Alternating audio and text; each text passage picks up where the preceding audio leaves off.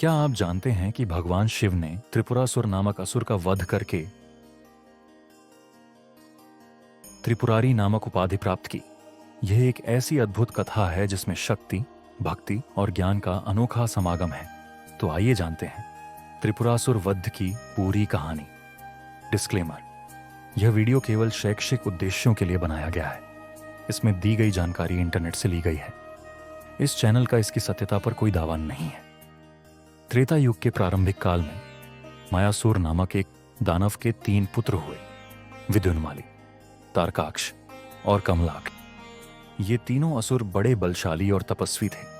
इन्होंने ब्रह्मा जी की कठिन तपस्या की और उनसे वरदान मांगा कि उनके लिए 3 अजेय नगर त्रिपुर का निर्माण हो, जो स्वर्ग, पृथ्वी और पाताल में स्थित हो।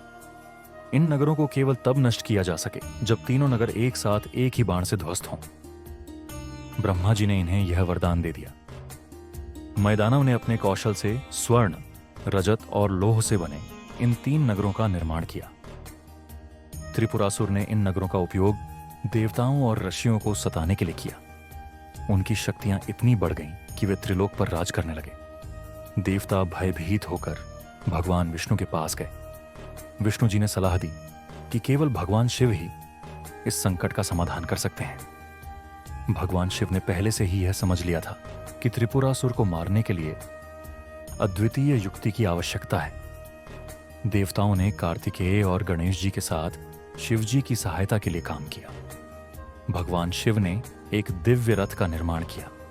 इस रथ में पृथ्वी पहिए के रूप में, सूर्य और चंद्रमा पहियों के केंद्र में और स्वयं ब्रह्मांडीय ऊर्जा धनुष के रूप में थी। भगवान विष्णु धनुष की प्रत्यंचा बने। जब तीनों नगर आकाश में एक सीध में आए तो यह क्षण केवल 1000 वर्षों में एक बार आता था। भगवान शिव ने अपने धनुष पर ब्रह्मास्त्र चढ़ाया और तीनों नगरों को एक ही बाण से भस्म कर दिया। तीनों नगर जलकर खाक हो गए और त्रिपुरासुर का अंत हुआ। त्रिपुरासुर के वध के बाद देवताओं ने भगवान शिव को त्रिपुरारी की उपाधि से सम्मानित किया। यह कथा दर्शाती है कि जब अधर्म अपनी सीमा पार कर लेता है तो धर्म की स्थापना के लिए ईश्वर अवतरित होते हैं। दोस्तों, त्रिपुरासुर वध की यह कथा हमें सिखाती है कि शक्ति और ज्ञान का सही उपयोग ही सच्चा धर्म है। भगवान शिव के त्रिपुरारी रूप से हमें यह प्रेरणा मिलती है कि असत्य और अन्याय का अंत निश्चित है। अगर आपको यह वीडियो पसंद आया हो तो लाइक, शेयर और सब्सक्राइब जरूर करें।